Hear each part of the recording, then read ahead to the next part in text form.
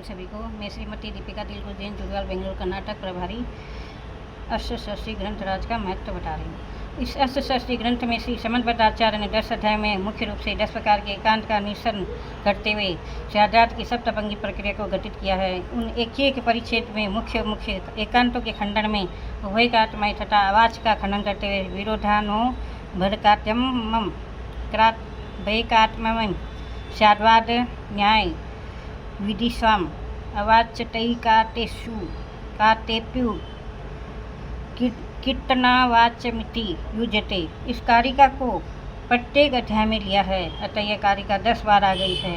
प्रथम अध्याय में मुख्यतः से अभयकांत का खंडन है, पुनः भयकात्मय का खंडन एवं आवाज का खंडन करते हुए विरोधानो भयकात्मयम इत्यादि कारिका दी गई है। पुनः कथनचित भाव और कथनचित अभाव को सिद्ध करके सप्तभंगी प्रक्रिया घटित की है तथा इस भाव अभाव की खंडन में अनेक अन्य विषय भी स्पष्ट किए हैं। द्वितीय अध्याय में एकत्व पृथकत्व को एकांत से न मानकर प्रत्येक वस्तु कथनचित एकत्व पृथक स्वरूप ही है यह प्रकट किया है। तृतीय परिच्छेद में नीटानीत को दिखाया है।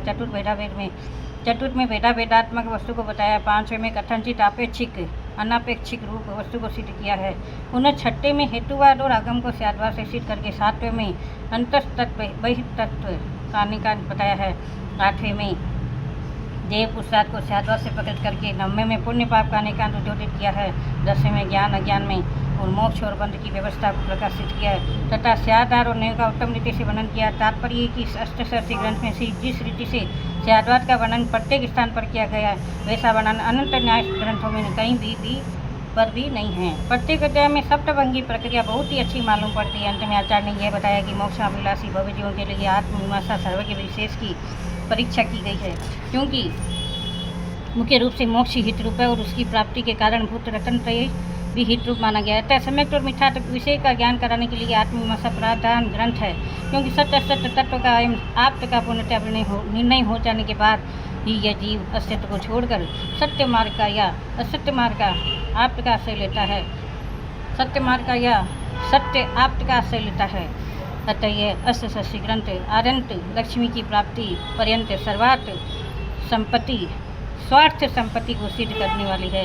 इसलिए शास्त्र की आदि में स्तुति किए गए प्राप्त की मोक्ष मार्ग के प्रणेता परम भूभद्र वेता और विश्व तत्व के ज्ञाता सिद्ध अनंत भगवान ही निर्दोष प्राप्त है।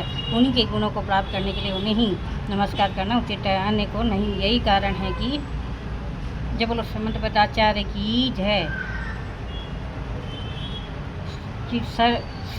तत्वाष्टशास्त्री सुते किम नहीं शस्त्र संख्या नहीं विज्ञायत गईव स्वसमय पर समय सद्भावा।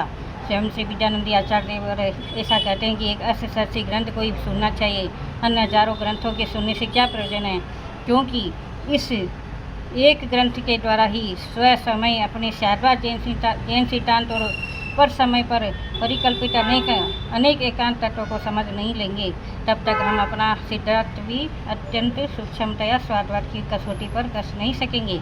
और जब तक सप्तभंगी शाद्वाद प्रक्रिया से हम अपने तत्वों को नहीं समझ लेंगे पर तब तक एकांतवाद से किसी प्रभाव में बने का डर बना ही रहेगा। जय जिनेन्द्र सभी को।